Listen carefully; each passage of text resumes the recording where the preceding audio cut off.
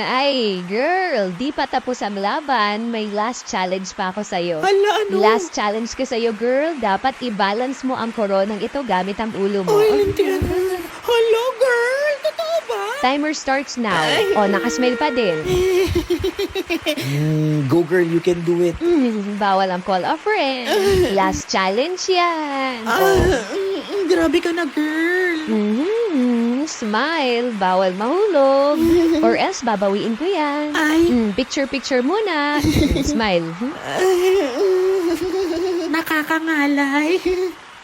Pak, dahil nakakahera ka man, ikaw na ang nanalo, girl. Miss Universe ka na. In fairness. Please take your first walk as Miss Universe Philippines 2024! You did it! Diyos ko, ang hirap magbalanse. Pero worth it.